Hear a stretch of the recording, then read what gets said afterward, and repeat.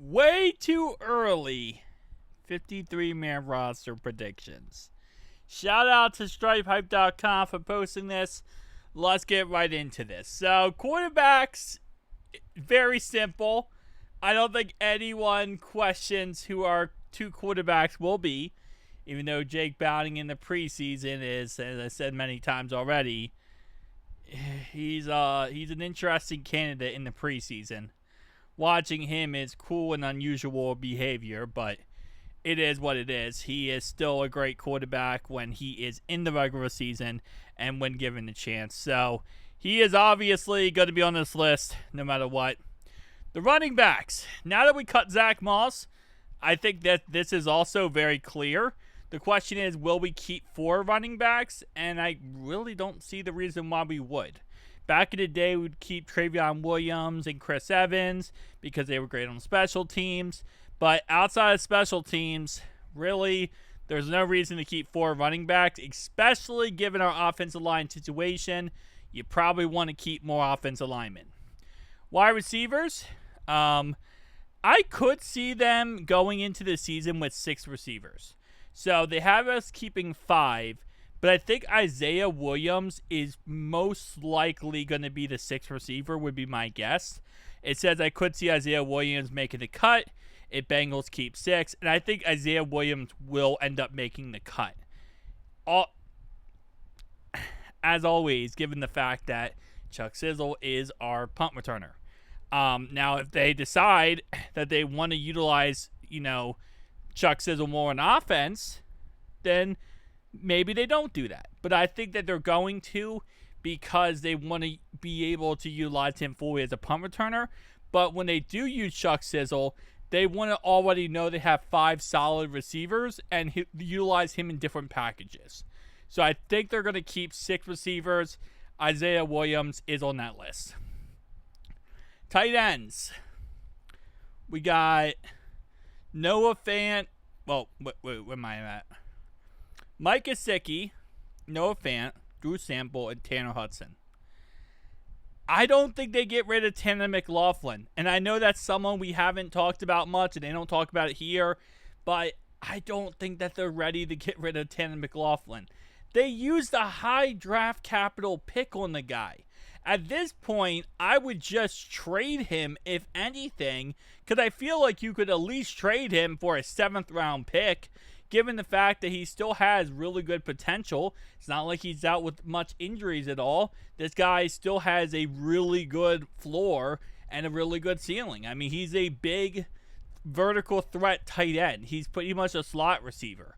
That's why we drafted him, to be that, in all intents and purposes, a slot receiver.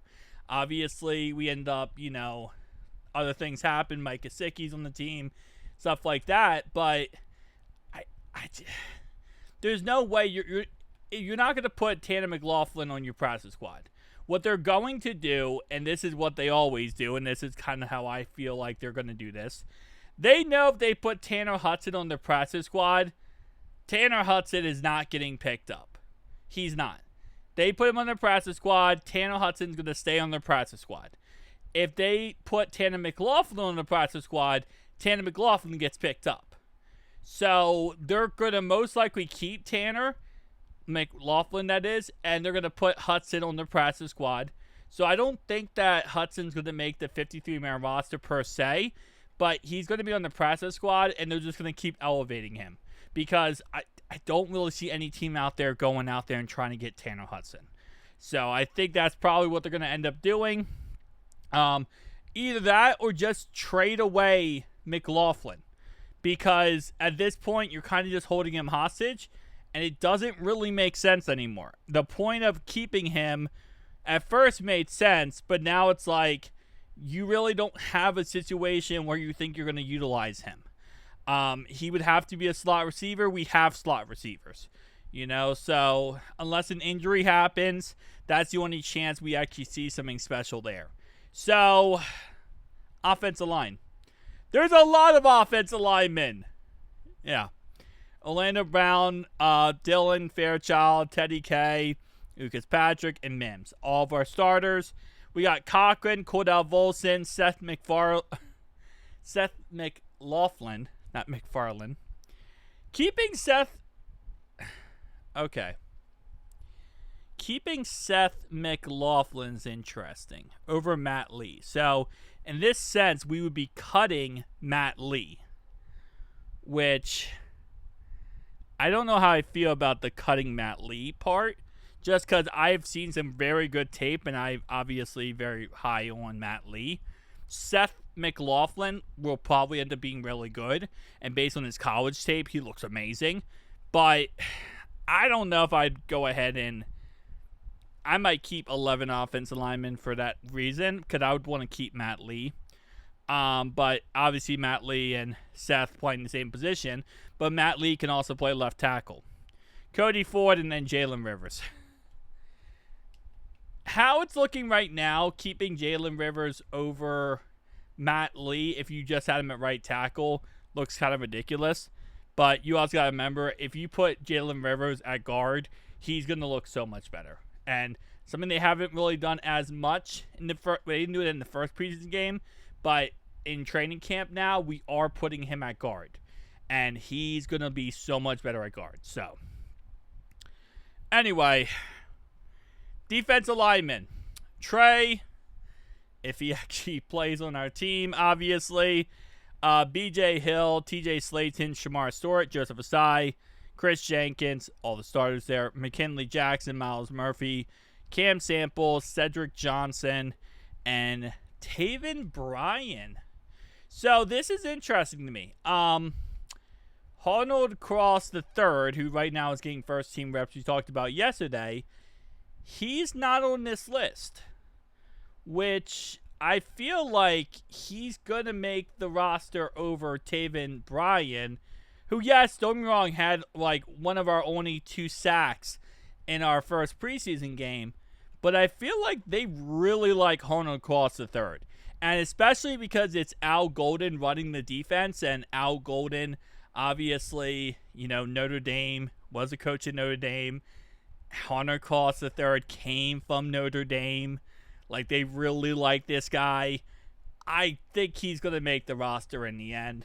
I might be incorrect, but I feel like he's definitely has a better chance than Bryan to make the roster. We'll see, though. Again, you know, this is way too early predictions, and as Zach says, it's all about consistency. It's all about what's going to happen in the next 2 weeks. Logan Wilson, Demetrius Knight Jr., Owen Burks, Barrett Carter, and Momal Jigmita. Momal Jigmita is another guy where, again, I love him so much. You guys already know if you watch the channel. He's one of my favorite. The one thing I would say about him is he's another guy where I feel like they could put him on the practice squad. He was an undrafted guy, but they could put him on the practice squad and see, you know, maybe keep someone else on the roster for the time being. So that's another situation where it's like, I think he will make the roster, but I wouldn't be surprised if that was the case. I would not be surprised if they said, hey, you know what, we're going to put him on the roster. Like, we're gonna cut him, put him on the practice squad, because we know nobody will pick him up. That's kind of how I feel about it. Cornerbacks, Cam Taylor, Britt, Dax Hill, DJ Turner, Marco Wilson, Josh Newton, and Lux. You know, I saw someone say on Twitter the other day, they said Lux sucks. And, hey, we'll see. I still think we need to pick up a veteran corner or a veteran safety. Because after Josh Newton... Oh, okay, first off, I don't know why he put Marco Wilson above Josh Newton. Josh Newton's our starter, but beside the point. Okay. I can't really argue too much with that list. Poison Ivy probably goes on the practice squad. Safeties, I think this is pretty obvious how the safety group's going to fill out. We still would love to have another veteran safety. If we did pick up a veteran safety, then we would probably end up keeping 5 or 6 safeties. Mainly, or by 5 in the end, because we're going to keep Tyson Anderson, who's great on special teams.